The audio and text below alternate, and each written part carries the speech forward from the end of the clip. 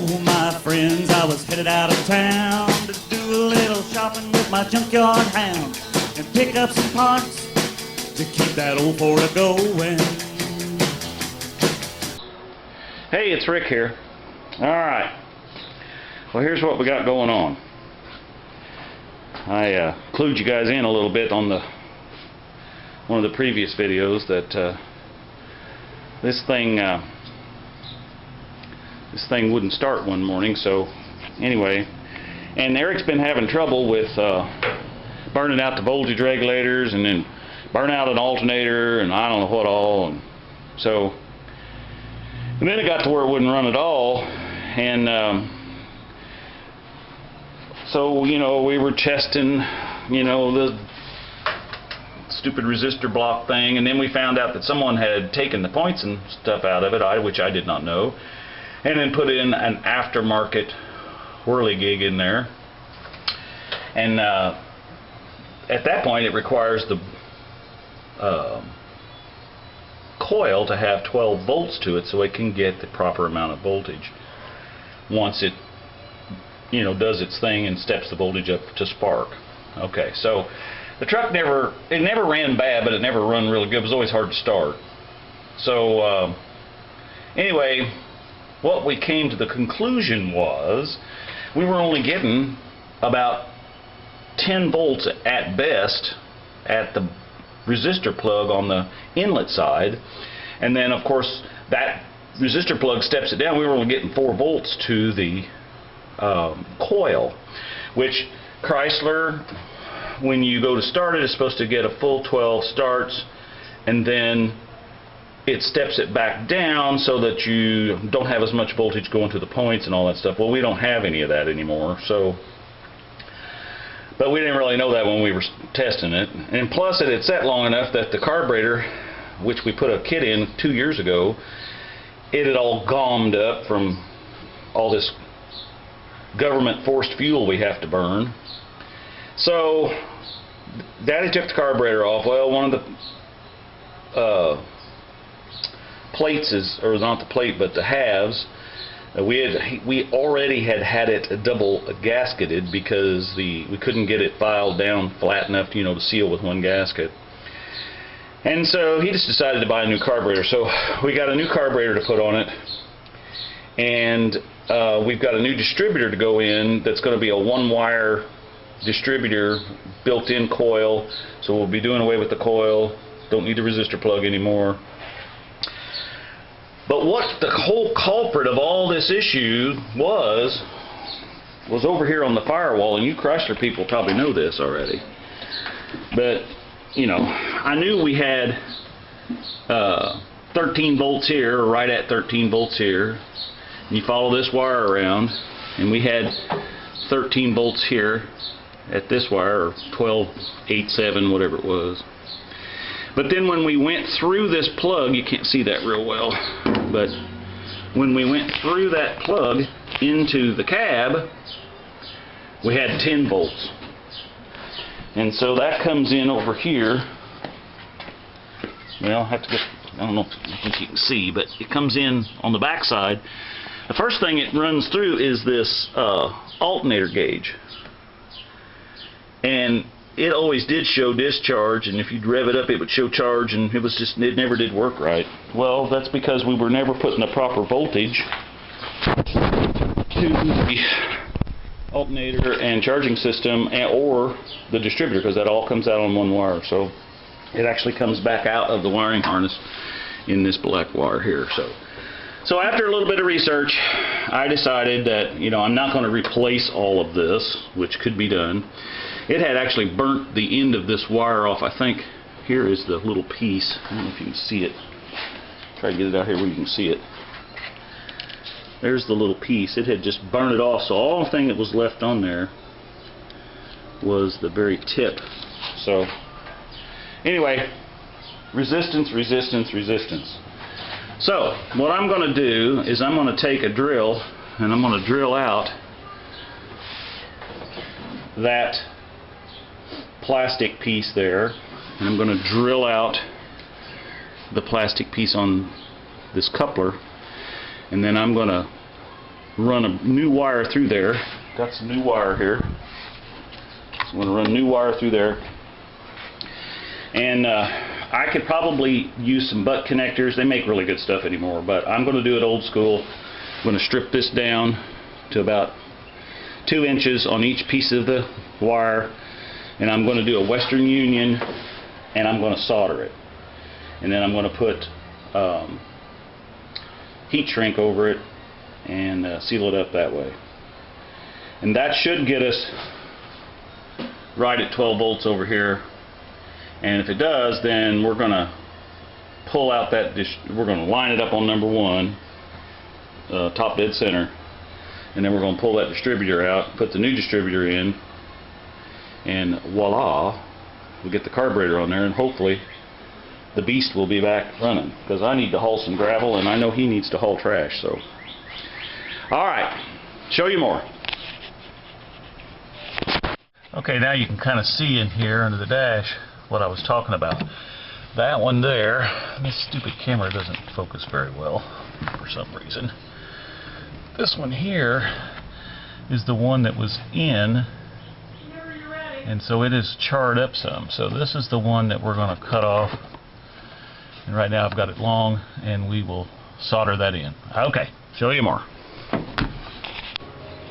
Okay, so you can see we got this wire spliced, and like I said, I soldered it, and then we put some heat shrink over it, and then I put this flexible wire wrap on there just to kind of protect it a little better. And then in here,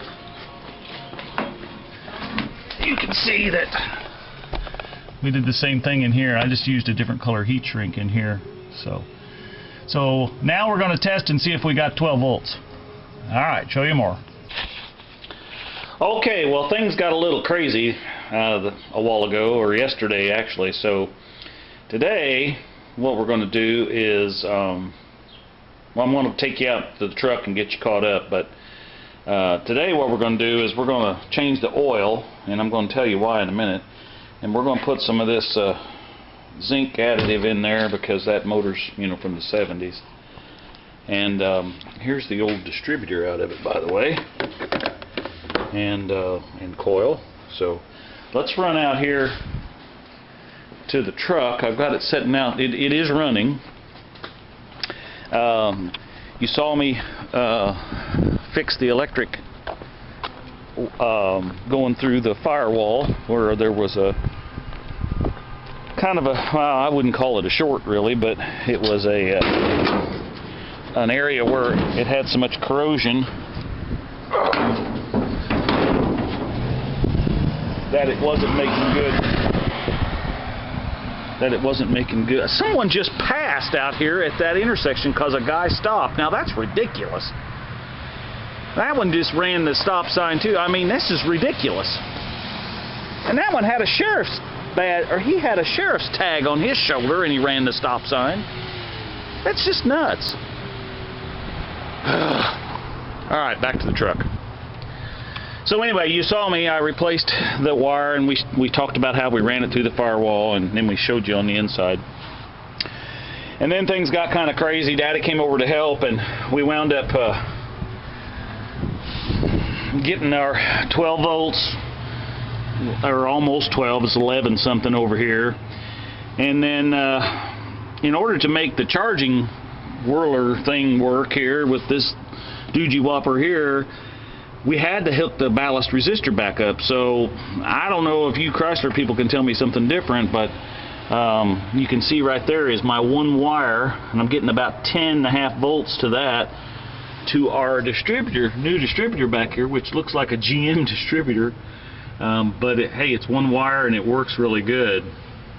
So we got the timing set and everything, and what we found was the spark plugs, when we pulled the plugs out, which I should have filmed all this and I didn't, but when we pulled the plugs out, there were 3 of the electrodes just burnt clear off.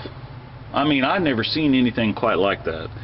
Usually people just, you know, replace plugs because they don't know what else to replace when they, you know, quote unquote do a tune-up, but this baby really did need some plugs. So we put some new plugs in it, gapped them at 45 thousandths, because now we're using a HEI ignition. That ignition at 12 volts is supposed to put out 65,000 volts. So we'll, you know, that's why we got these high suppression wires on here. So anyway, it sounds like I know what I'm talking about, but you know, I really did go to school for all this stuff, believe it or not. But anyway, enough said about that. So we got the distributor put in, was no issue with that. I would like to have filmed it to show you how we did it, but I'll tell you who I would go to if you're wanting to do anything about distributors or carburetors, and that is Thunderhead 289. I'll try to link his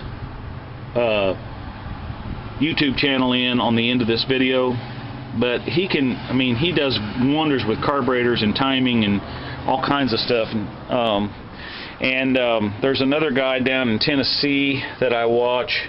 I'll have to think of his name in a minute, and then I'll tell you, because we wound up putting the new carburetor on it as well, as you can see back up in there, and getting that all set and everything's working on that. So, but what we've got to do, what happened was, and the reason we're going to change the oil is when we were trying to start this thing and trying to figure out what was going on with it and all the problems we were having, there was just multiple things wrong with it, which I talked about earlier. One of the things that we kept doing was shoving fuel down the carburetor trying to get it to run. And we wound up getting so much fuel down in the carburetor, it's about a half a quart over full, and the old engine don't use no oil. As you can see, it's over full there. And the oil is so thin, I think it's full of gas. So we're going to change the oil, because when we got it started, we got lifters tapping really loud in it. And one would think that it would pump up after it ran a while, but if the oil is real thin, and in this case I think it's got a lot of gas in it, because we had all those carburetor issues, so I think it's so thin that it just won't pump up. So tomorrow I'm going to run it into the garage, and we're going to drain the oil, put some 10W30 in it with some zinc additive, top it off, then we're going to fire it up and see how it sounds. So alright, that kind of gets you caught up, and I'll show you more. Okay, as promised, we're going to change the oil today, and we're probably going to dress up these wires a little bit. I've got some clips over here somewhere that came with them. Yeah, here we are. So these actually fit the wires better than the ones that's on there, so we'll dress that up a little bit. So alright, well, let's get started. Okay, so what we got under here is a failure to communicate. No, not really. Okay, so we're gonna pull that plug out and drain it in this pan, and then there's our fuel filter, or I mean our oil filter. And I wrenched up there, and that thing is not hand tight, so I got my little trusty filter wrench here, and we'll try to do this one-handed. Let's see if we can break it loose. Oh my gosh!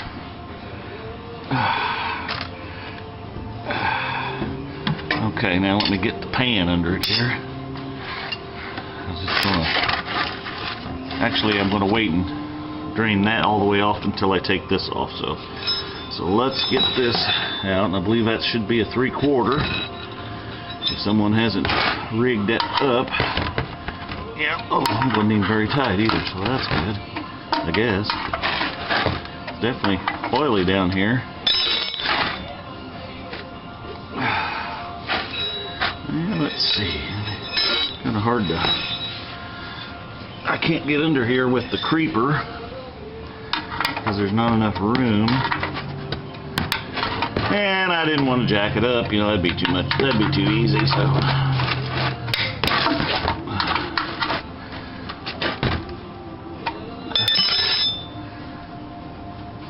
Okay, now I don't want to get that all over me if I don't have to. There we go. Well, you can see how thin that oil is.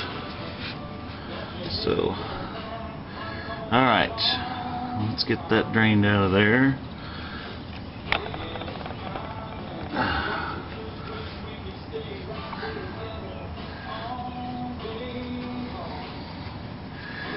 And it was about, I'd say almost a quart over full, so that means we had to put, sorry, I don't know what I did, I hit the wrong button on the camera. But it was about a quart over full, as I started to say, and you can see it's filling right on up, so anyway, sorry for the shaky camera. I can't get my, I actually have a little short tripod in the house, but I just didn't feel like going and getting it, so you know how it is. Alright, another thing we want to do while we're under here is look at that hole over there, which is right here. You can see that's where the accelerator pedal hooks to the floor, and it's kind of rotted out, so we're going to do a little patching on that after a bit too, I think, so we'll get this thing running good. I believe that's beginning to slow down a little. Alright, let's move over here and see if we can get this other filter, we can get the filter off.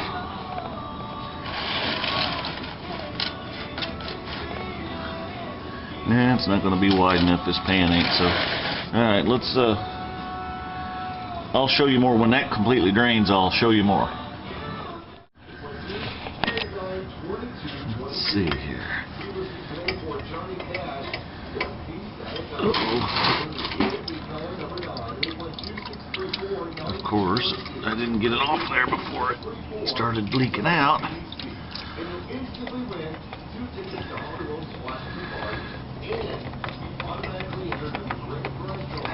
That is a heck of a place for a filter.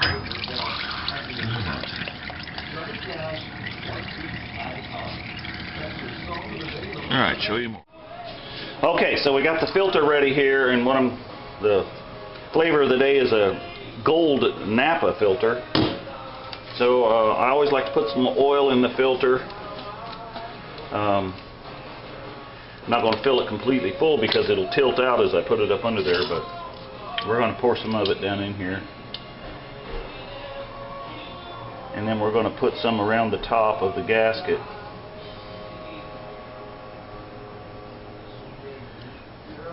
There. And we'll kind of smear that around on there, and then we're going to go screw it up back up in there. Hand tight. Alright, show you more.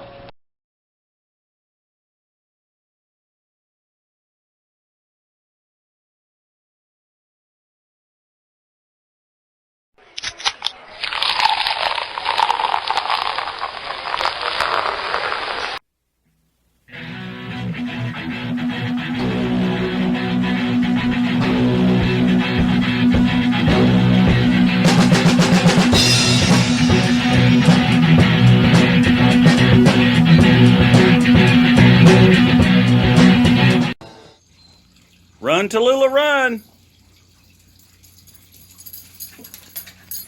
Hi, baby.